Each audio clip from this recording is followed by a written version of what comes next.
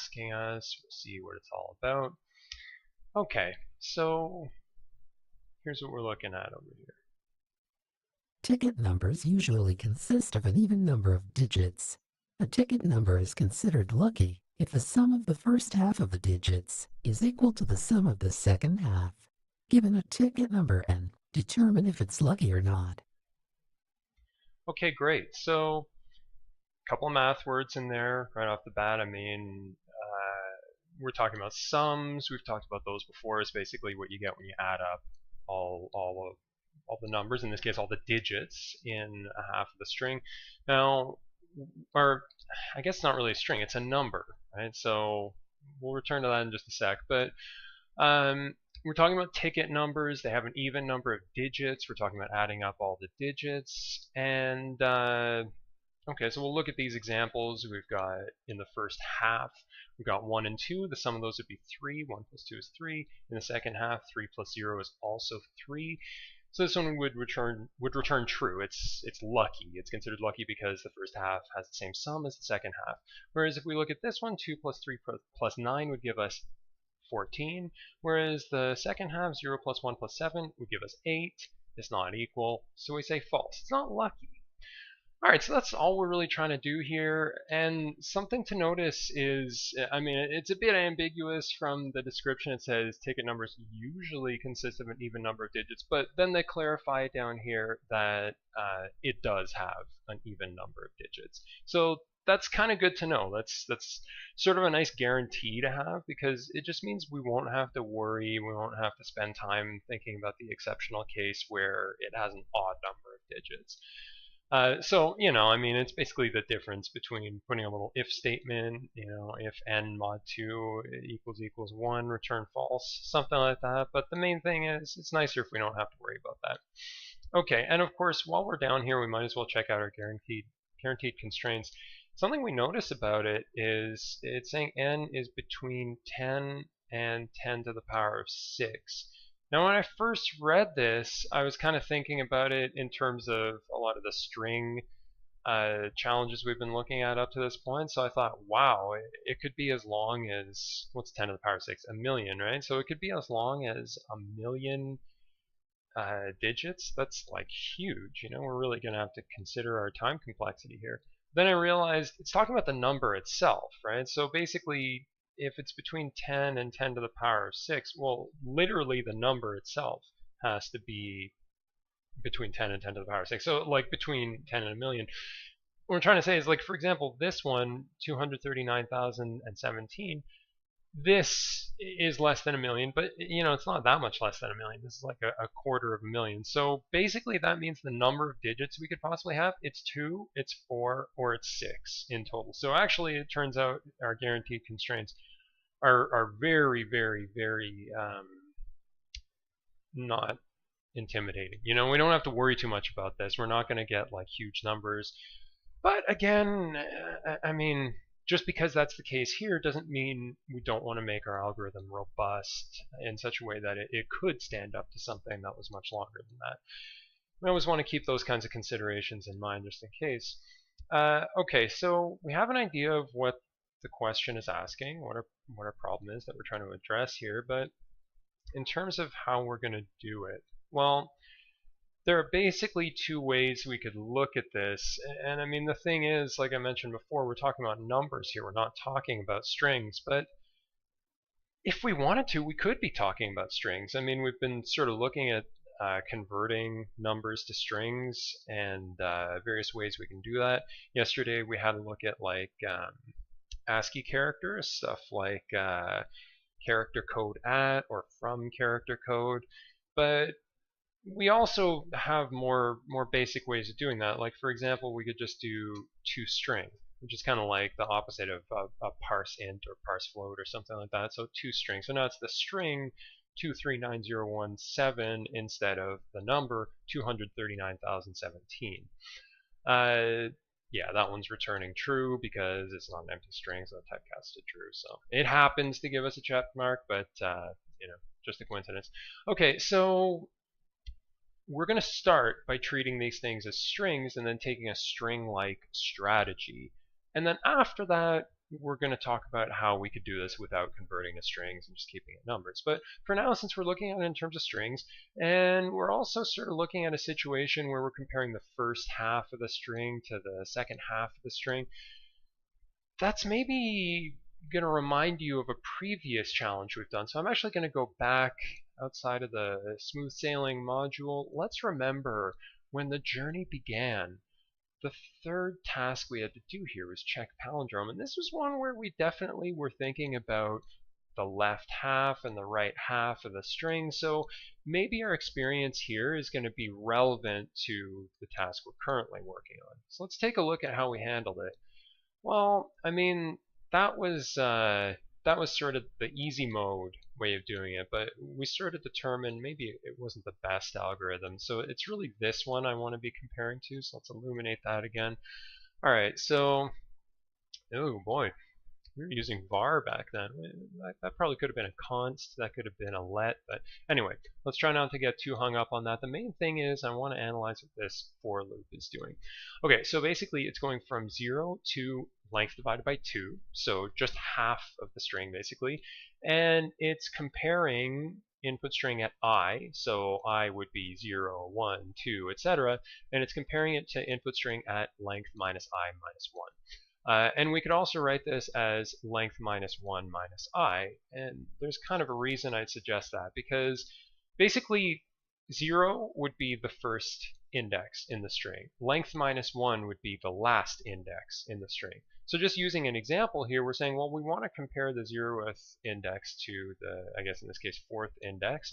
So we'd say, okay, well, this is 4 over here. 4 minus 0, that's going to be 4. That's the 1. Whereas if we're comparing it to this one, then we're 1 in from the left. We want to be 1 in from the right. So we're basically going to take that 4 and subtract 1 from it. So it's length minus 1 minus whatever I happens to be here. And this should still run, I think.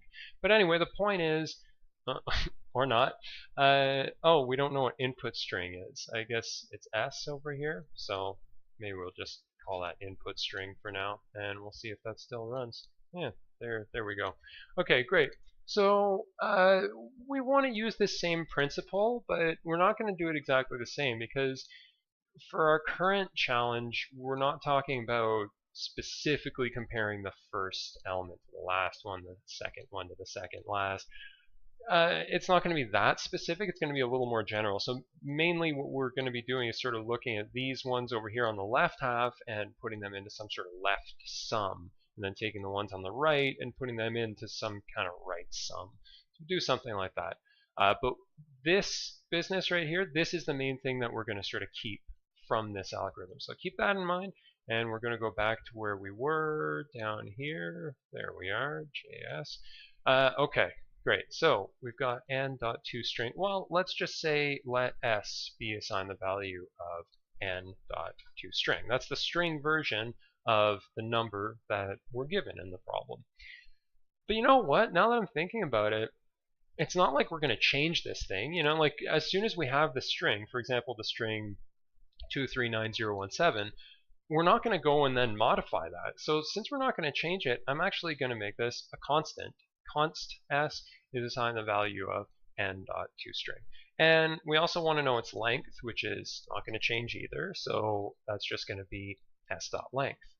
Okay, so these are nice constants to have. Those are going to help us for our algorithm here. And then basically we want to say let left sum be assigned the value of 0, let right sum be assigned the value of 0 also.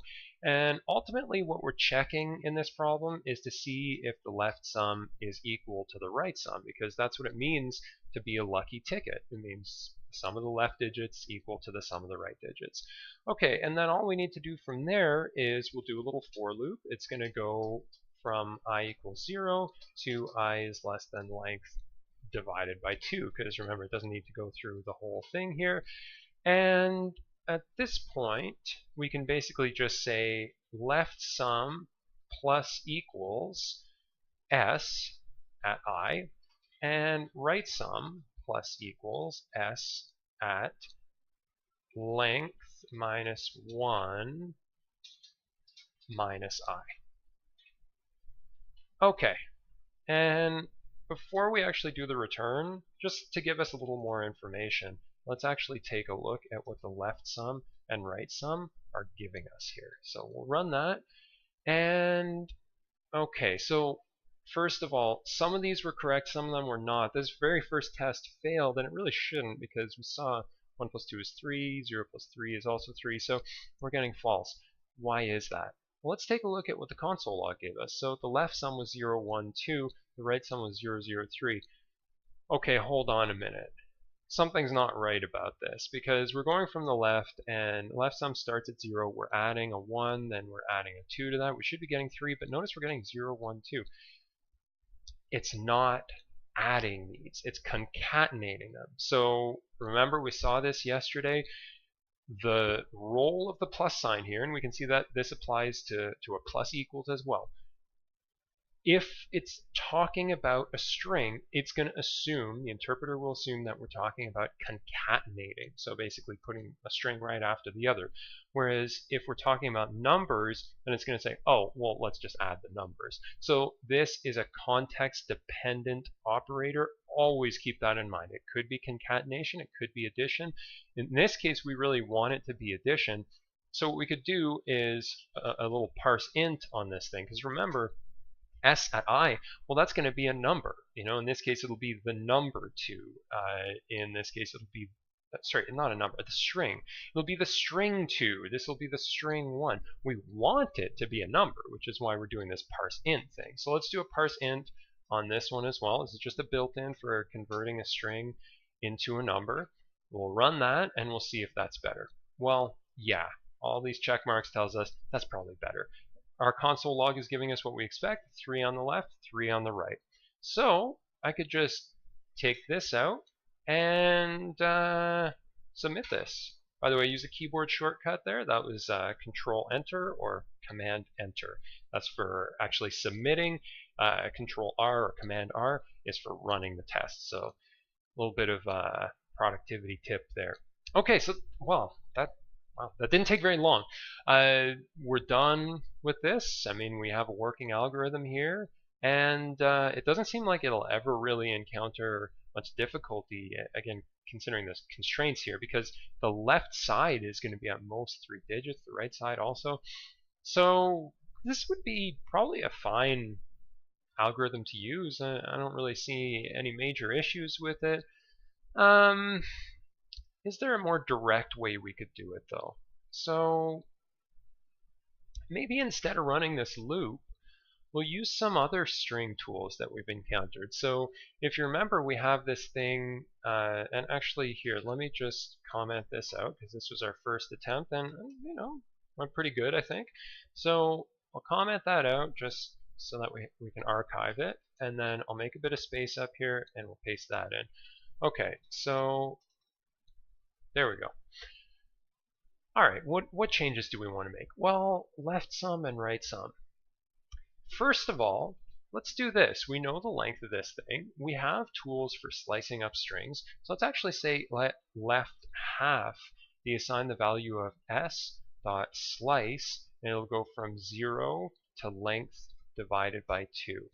Okay, so it'll be our left half. Let's actually just see what that left half is giving us. So we'll just do a return there to see what our left half is. So we're getting 1, 2. That's what we want, right? That's the left half of that one, left half of this one, 2, 3, 9. Okay, great. So then we can do the same thing with the right half. So let right half be s dot slice. And from here, we'll say it's length divided by 2 all the way up to length. And we'll see what we're getting for our right half. And let's just get a bit of space in there. 0, 1, 7. Great. 3, 0. Perfect. Okay, it's what we're looking for. But if we want to be a little more efficient, we don't actually need length in there. It's going to go to the end if we don't give it a second argument. So this should work exactly the same way. And there we go, 0, 1, 7, 3, 0. Perfect. Okay, so we have our left half and we have our right half. Now it just becomes a matter of actually calculating the sum of the digits in each of those halves. And if we can do it that way, then we probably won't need this stuff down here. So I'm going to write a function for this. And I'm going to write it up here. Technically, we don't need to write it up here because it's going to get hoisted anyway. but we might as well. So we're going to do get sum, and it's going to be for all the digits in a string. So we basically wanted to go through the string and add up all the digits. There are a few ways we could do that. I mean, we could basically just grab this loop down here and do a similar kind of thing. But is there another way we could do it? Well, yeah, probably. Let's try this. So we'll say str dot split. That's basically just to turn this into an array. So now the string gets turned into an array of strings containing digits. So, okay. Well, just to show you that that's working, str.split, let's do return not just right half, but we'll say get sum of right half. And of course, it's not actually going to get the sum right now because of what it's doing. There we go. So it is splitting it up into an array, 0, 1, 7, but it's not yet adding up those numbers. Okay, so that's one way to make it an array. I saw another way recently to make an array. I think it was something like Array.from str. I'm not sure if that's it, so this might work, it might not. Yeah, okay, so apparently that's another way of getting an array from a string. I don't actually know which is better. I usually use the dot split method, but now that I'm looking at this, I'm kind of thinking, well, I like the way that looks semantically because the reader can clearly see we're talking about an array. It's an array that comes from the elements of this string. So I think that would make a lot of sense to the reader. If they, basically the way I'm looking at it is if you don't know this right here, and if you also don't know this, like if you haven't seen either of these before, which one is going to make more sense to you in terms of what it's doing?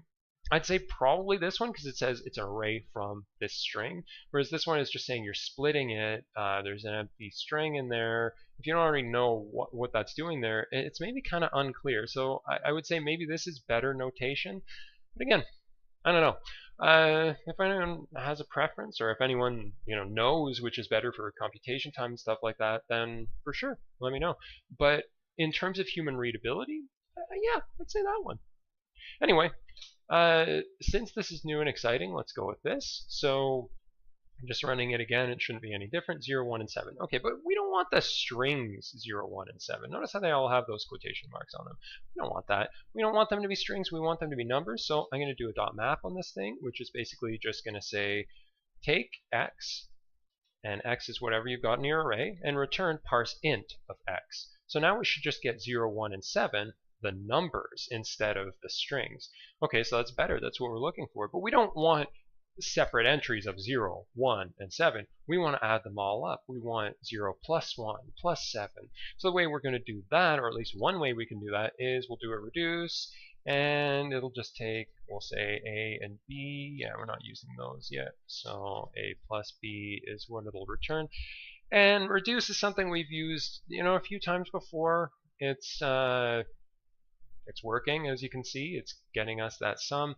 It's basically something we can use anytime you want to take a whole array of things and reduce it down to a single value. Okay, so what do we think about this function now? Well,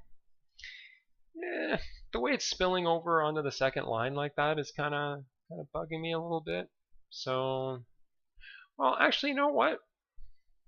Let's make sure we're dealing with the right size window here. So, just as kind of an aside, I want to see if this is exactly 80 characters wide. That's kind of a standard for most programmers. They use 80 characters. So I want it to be 80 characters wide. So maybe we'll do this. So we'll say return array, and it's going to be 10 elements long, and we're going to fill it with zeros, fill with 2 L's, and then we're going to map that. Actually, we're going to map it to the index so that we get numbers from that, and then we want to repeat that 8 times so that we have exactly 8 characters. Let's see, we should get like 0, 1, 2, 3. Uh-oh. dot repeat. Oh yeah, because that's for strings. So we've got to make this a string. How do we make it a string? Dot join. I'm wondering if there's like a string from array sort of thing we could be using. Anyway, there we go. Okay, so that's exactly 80 characters. Let's just copy that. We'll put it up at the top here. Oh, look at that. That's actually spilling over itself. So, alright, there we go. Now it's exactly 80 characters wide, which means we don't need this thing. And actually, our function isn't looking so sloppy anymore. Still a bit, you know, just because like there's a lot of stuff going on here. We're just sort of chaining it all together. We could cut that up a lot. You know, we could say something like let r be assigned the value of array.from str, and then like let nums be assigned the value of r.map x gets mapped to parsing x. So just doing it sort of like more one step at a time.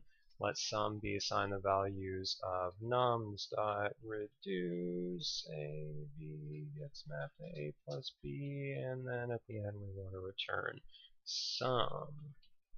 So yeah, I actually do have to say I think that's going to be nicer for our readers. So okay, I like it better that way. We'll see. Oh yeah, ATD. Thanks, man. I agree with you. Those the ES6 array methods are super useful. I mean, especially if you're getting really into functional programming kind of stuff, you're trying to avoid loops. They're pretty cool. Obviously, there are other ways to do it, but this is kind of an exciting and fresh way to get it done. So, okay, we've got our string, we've got our length, we've got our left half, we've got our right half. We have this working getSum method. So right now it's returning the sum of the right half. We could also get it to return the sum of the left half, or we could get it to return a Boolean where the two are equal to each other. So let's see if that works. We'll look at that. Okay, so we're passing all the tests, and you know, that's another way to do it. In some ways it's more direct than the other way because, oh, and we don't need that stuff either. Okay, so what I was saying is that in some ways this is more direct than our other method, because if we compare it to what we have downstairs here, this one we've got a loop, and it's basically looping through the left half, looping through the right half, kind of doing both at the same time actually, which is admirable. But anyway, the point is it's filling up the left sum and the right sum, and then it's comparing them at the end.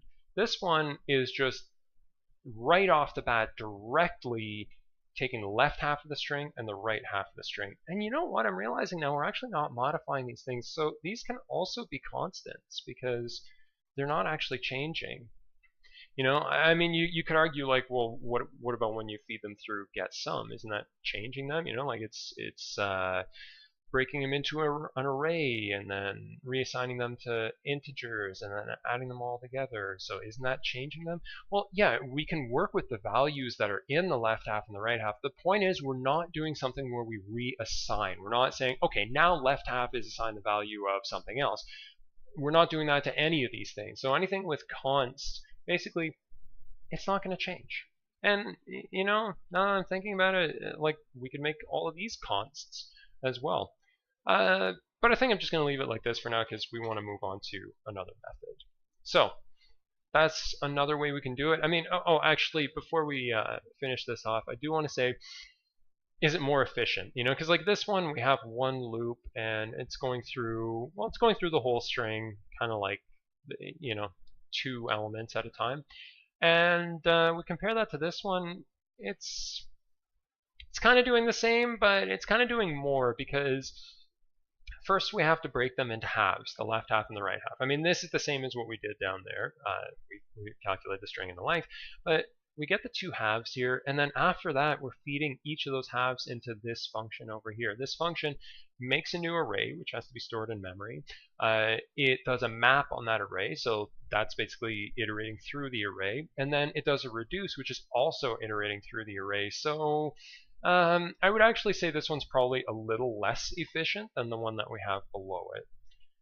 But it's up to you. I mean, like, look, if you really like these array methods, maybe this is a better approach. Whereas if you prefer loops, maybe you'd want to use this one. The main thing is it doesn't really matter for these kinds of constraints. You're not going to get a timeout or anything like that. No TLE to be expected here. Okay, so let's do another method. We're going to do something different. We're going to do something where we're not converting these things to strings. So how could we do this? Well, we're basically going to use floor, division, and modulus. Okay, so if we wanted to break apart all the digits in the number, let me do it this way. So I'm going to say let digits be assigned the value of this empty array, and then we're going to do a loop, and it's going to say while n is greater than 0.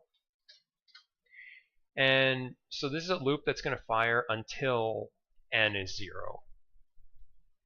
Okay, so let's see how this is going to work. N starts out just as this number, this whole number, and we want basically like the last digit of it, and then we want to chop that off so that it's just the 1, 2, 3. Then we want to take that last digit, chop it off so it's just the 1 and 2, then take that last digit, etc. So basically the way we'll do that is we'll say let digit be assigned the value of n mod 10.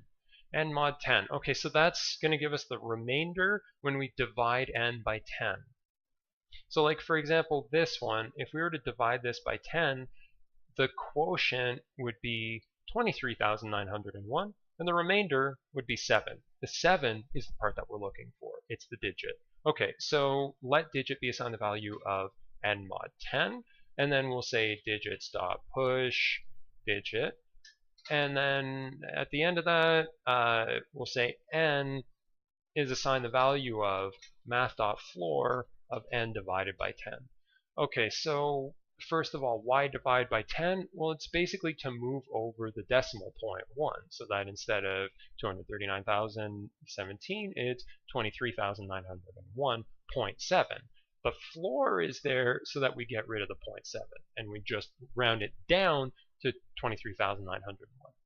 Okay, and then we're going to keep doing that until we get to the end, like chop off the 7, then the 1, then the 0, then the 9, then the 3, then the 2, and when we do a Math.floor of 2 divided by 10, we're going to get 0, so that means the loop is going to stop. Okay, and now let's just return our digits just to see what it's been storing. And look at that. Okay, so it's basically, it chops off the 7, it pushes that to the array. It chops off the 1, it pushes that to the array. If we wanted to put it on the other end of the array, we could do, instead of a push, I think unshift is the one that puts it on the left instead. Yeah, there we go. So basically we start with the 7, and then we push in the 1 to the left, or we unshift the 1 to the left, unshift the 0 to the left, etc. Okay, so that's just another method for loading up an array. Alright, so we're returning the digits, we're getting the digits just fine. But maybe instead of actually pushing them into an array, let's go back to doing this left sum and right sum business. So left sum is 0 and right sum is also 0. And so then instead of unshifting that onto what's now a non-existent array, we'll say left sum plus equals digit. And notice I don't have to do any typecasting here because digit already is a number. So we don't have to worry about converting it from a string back into a number. We don't need a parse int. We don't have to worry about concatenation happening here. It's going to be fine. Okay, so then we say return left sum, and it's giving us 22. Okay, so basically right now it's giving us the whole thing. It's giving us not just the sum of the left, it's giving us the whole thing. Okay, so then maybe we're going to have to do some kind of counting here. We're going to have to say, well, have you gone far enough that instead you should start adding it to the right instead of the left? We'll have to do something like, I don't know, if I is greater than length divided by 2, then we'll do left sum plus digit, or no, sorry, if it's less than length divided by 2, then we'll do left sum plus digit, and otherwise we'll do right sum plus equals digit. Yeah, so we want to do something like that, but there are two issues. Number one, we don't know the length, and therefore we don't know length divided by 2. Number two, we don't have I. We don't have like an iterator that's going through this thing.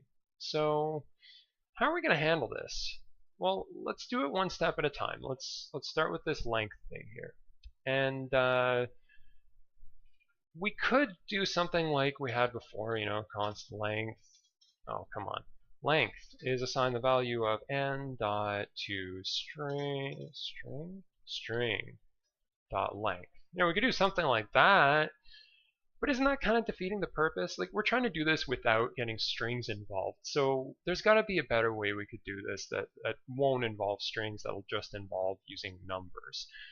Well, when we're dealing with numbers, a library that you're probably going to find you'll use a lot is the math library. So we're going to use math here.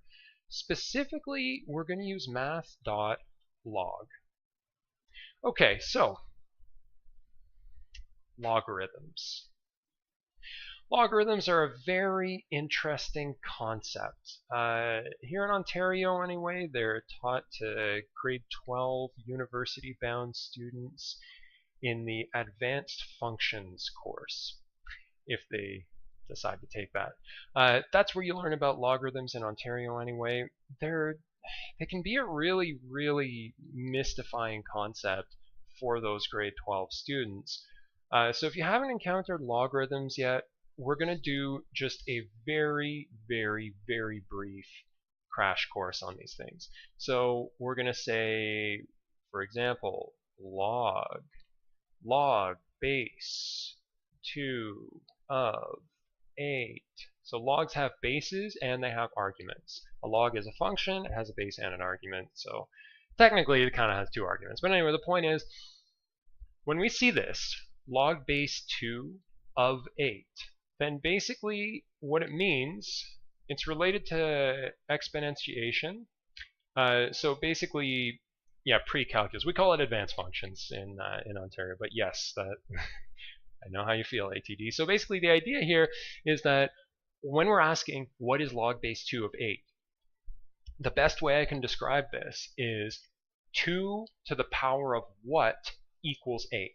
Okay, so that's basically what this is asking. It's saying 2 to the power of what is equal to 8. That's the question. And the answer, well, let's see. So let's look at our powers of 2. 2 to the power of 0 is 1, for reasons we're not going to get into right now. 2 to the power of 1 is equal to 2. 2 to the power of 2 is equal to 4. And 2 to the power of 3 is equal to 8. Oh, okay, so it must be 3. Alright, so that means log base 2 of 8 is equal to 3. Okay, so that's essentially how logarithms work. We can have other bases as well. So we could have like log.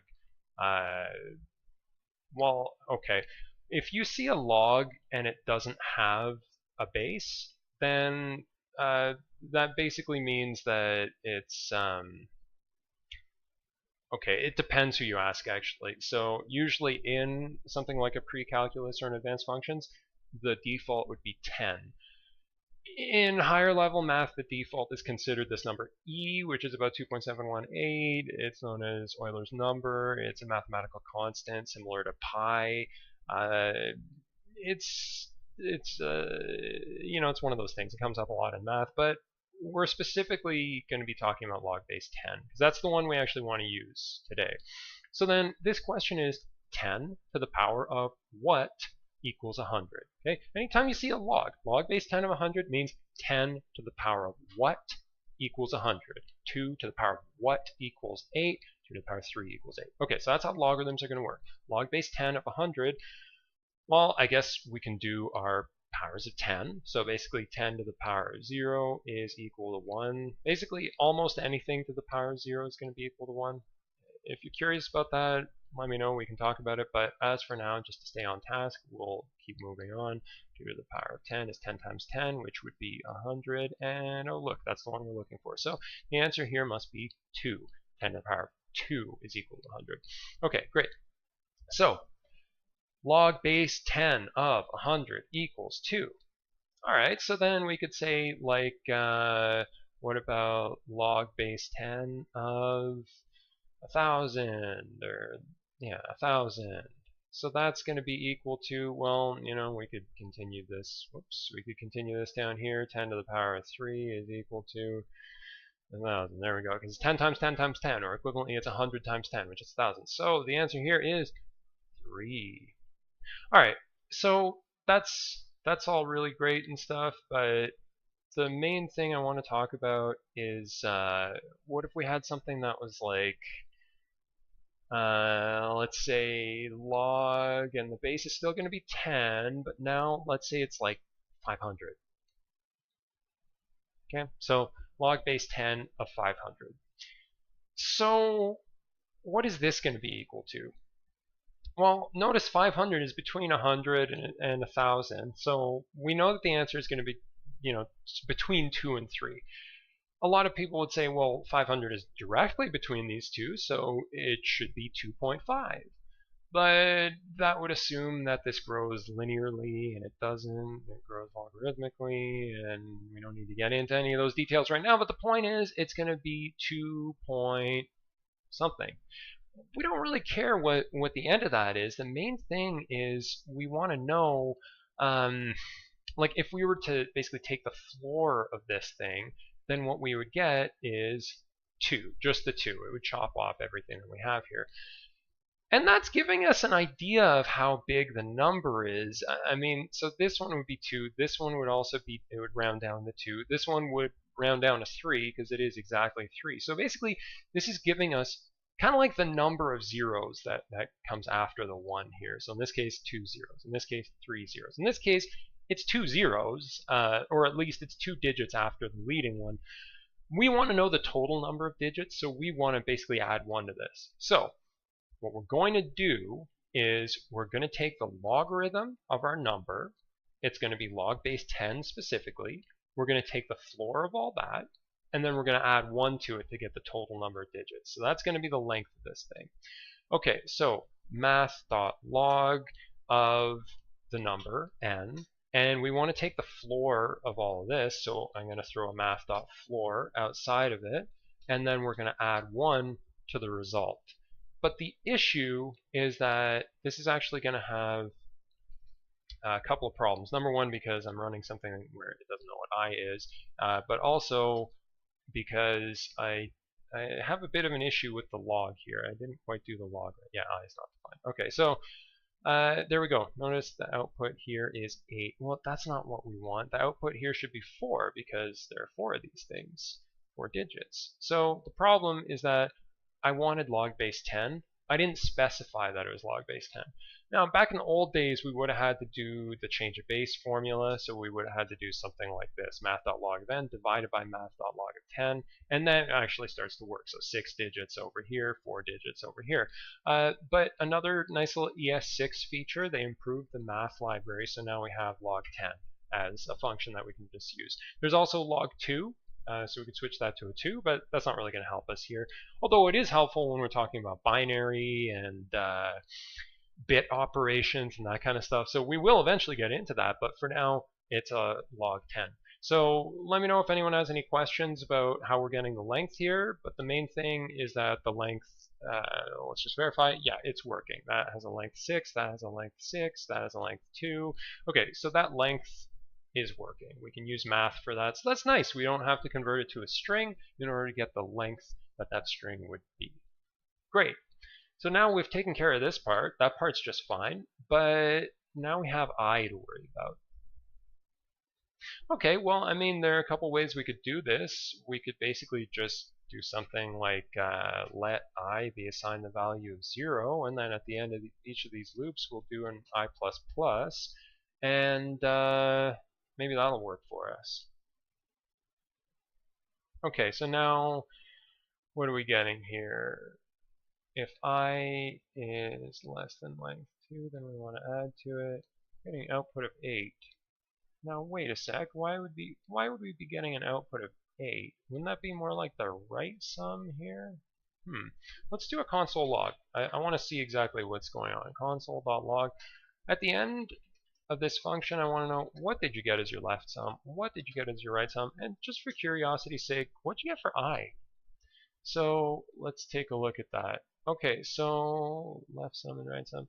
Oh, you know what? I forgot something. I forgot that it was going from the right, because sort of, chopping this one off, then chopping that one off. So it's coming from the right, which is why we're getting 8 for the left sum. Okay, so I did mess this up. It should be the other direction. And, I mean, we're just comparing to see if they're equal. So if we misidentify them, if we say that the left sum is actually the right sum, I don't think that's going to be too big of a deal. Okay, so now we're getting something really strange. Now it's saying the left sum is 5 and the right sum is 17. Basically, it's doing this, saying that's your left sum, that's your right sum. So keep in mind, the opposite of this is not this. The opposite of this is this. So let's execute that, and hopefully that's now working the way we want to. Great. So we're getting our left sum is 14, our right sum is 8. Excellent. Okay, so console log can help us, debug a little bit, help us identify those kinds of issues. What we're really trying to check is if the left sum is equal to the right sum. So that's the thing we should be returning here. And as it turns out, boom, there it is. Okay, and you know what? I'm looking at this and I'm thinking we're defining I up here. We're doing an I++ at the end of the loop. We're using a while. We might as well just make this a for. The main difference between a while and a for is that the for doesn't just tell you the condition under which it'll keep looping. It allows you to specify the initial condition, which in this case is this. And because it already has a semicolon, I can just paste it right in there. And then it allows us to actually specify what we want to do at the end of the loop in order to iterate to the next one. So basically we'll increment I in that case. We'll run this, and how's that? That's pretty not bad. So, well, as you guys probably know by now, something I like to do is when we just have one line in either a conditional or a loop, I like to just sort of keep it all on one line like that. It makes it a little more compact. But, does it make it more readable? I don't know. Maybe less, because we sort of have less of an idea of where this is beginning and ending. Anyway, this looks probably fine to me. Let's see. Any questions, comments, or concerns? Anyone have beef with this? Let me know if you do, but that's basically a way that we can do this with just numbers. We don't have to worry about strings. We don't have to do any toString business, no parse int or anything like that. And it's basically just taking this number, or whichever number we're talking about, and just chopping it up. Just saying, taking off one digit at a time and popping it into the sum here. Okay, so can this be any better? Let's find out.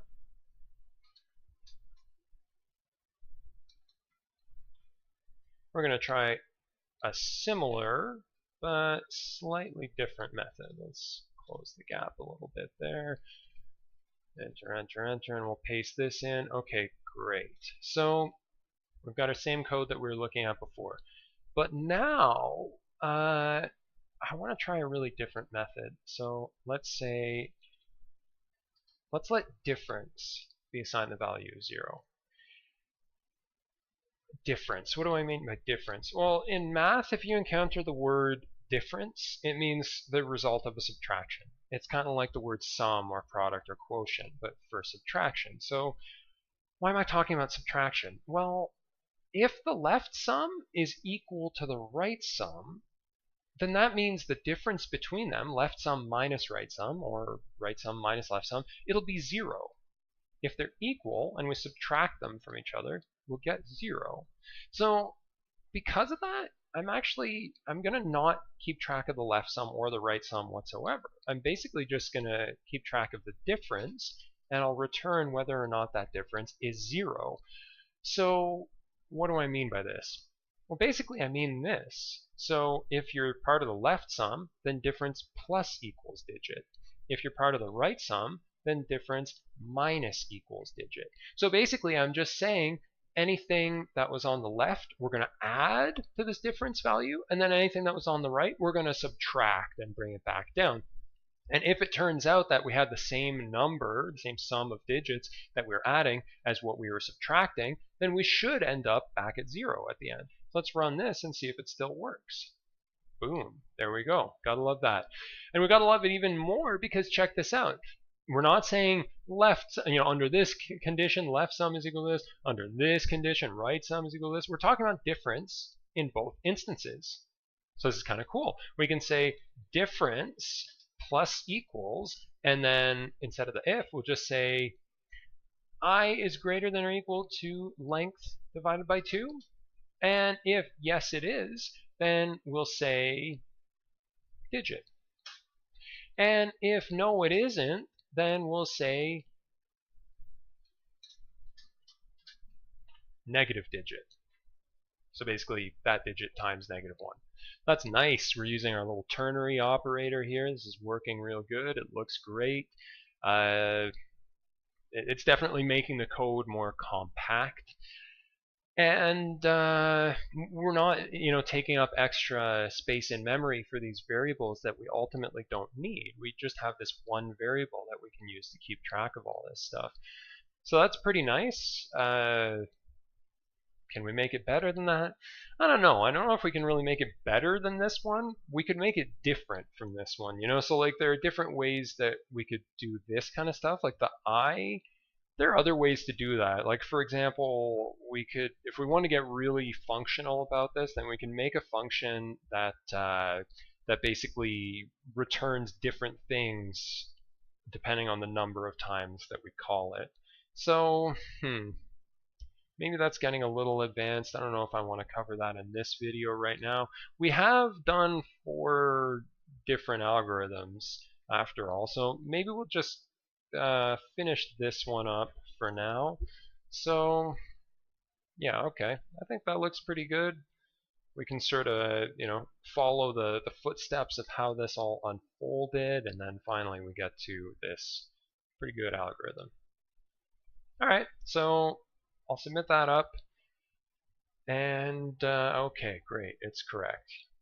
So, as usual, click on this thing over here if you want to actually interact with this stuff. Now, of course, you do have to finish it yourself before you can do this.